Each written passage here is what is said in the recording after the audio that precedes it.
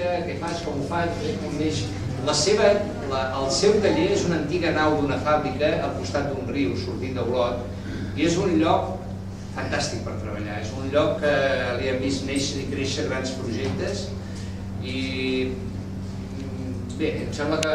Que primer era molt gran morar la nau i ara és molt petita la nau perquè està ple de coses i projectes i quadres i escultures. Però molt bé, és un espai... Els 400 metres seien encara petits. Però molt bé.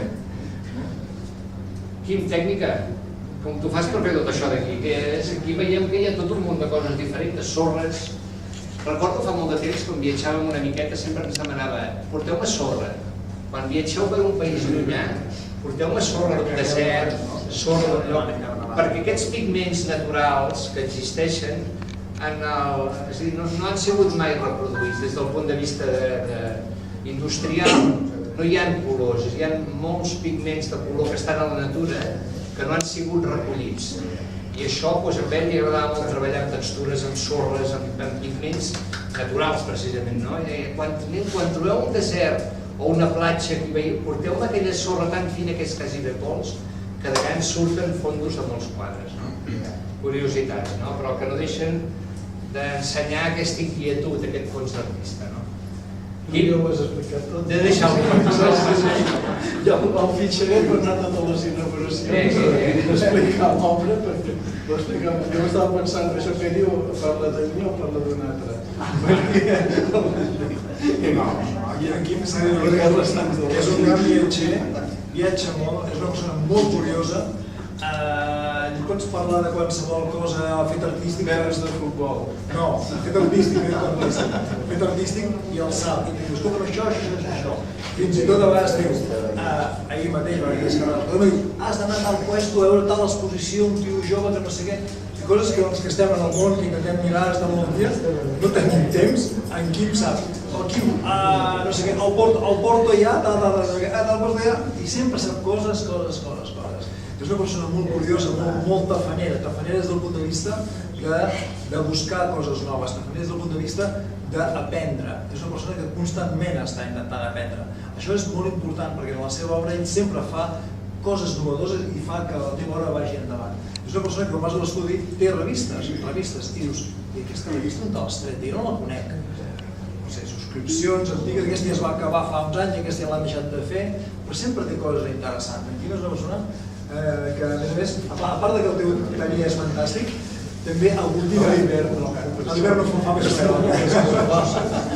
però algun dia coses, retalls, els fondos dels quadres que hi veus aquí, que és un collage, que és un llibre antic, que és un paper d'un balanç comptat als anys 50-60, que és un munt de coses, no? Molta cosa que no heu proporcionat. Coses que en algun moment ens han portat nosaltres sempre a l'estranger o a un altre lloc que l'hem subministrat.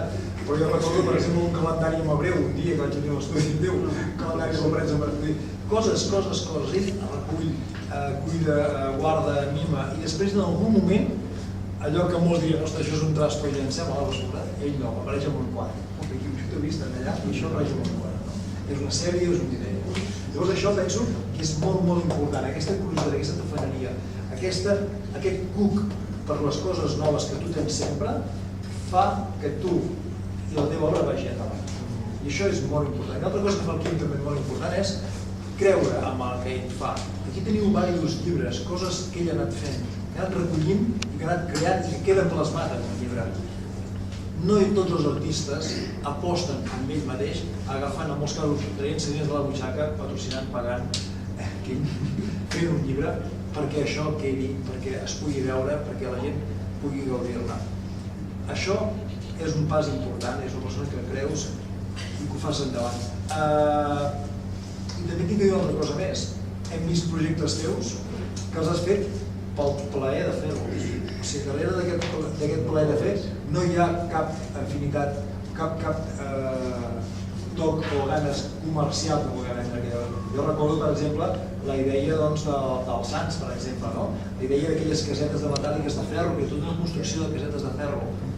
imvendibles. Bueno, tinc guardat, ja. Però sí, perquè sí que tens guardat però no està venut, fa molts anys que tens el primer a l'estadi. Però per això tenia... El Courage Fitters, per exemple, el mateix, no? El Courage Fitters, hi ha el llibre, algunes peces sí que les has venudes, però quants quadres hi ha? 80 quadres, només? Quasi 300. Perdó, m'he quedat curt. 300 quadres que va fer sobre el Courage Fitters, tu es pots explicar més que jo, un escriptor alemany, que va explicar que va morir el mateix dia que tu vas néixer, que sí? El mateix any. El mateix any, que sí? Aleshores, sobre aquesta història ell va construir 300 quadres, tota la mateixa mida, que va presentar en el Museu d'Olot. Sí, és el catàleg aquest. És el catàleg dels primers llibres. Coses que dius, les faig pel plaer de fer-los perquè jo les vull fer, perquè em passo bé. Darrere no hi ha un afany de poder-los vendre. És purament un plaer personal, aleshores això està molt No, perquè sempre es ven el que tu no vols vendre. Sempre que fas un quadre que diguin, bueno, que teòricament no sé què vol dir un quadre comercial. O sigui, diguéssim, fem una cosa que com possiblement no vendràs allò i vendràs una cosa que havies fet per tu. Perquè la gent tampoc, el públic tampoc és tont, perquè la gent sempre diu jo no hi entenc res, però no sé què passa, però sempre te trien els millors quadres, els que a tu també t'agraden, saps? I aquell que dius, aquest el faig per mi, doncs és el que vendràs primer, perquè sempre hi ha algú que nota que ja passa alguna cosa més, que vas més enllà, saps? Està bé. Sí. Diferent. Recentment, aquests dies a la Casa Pastor,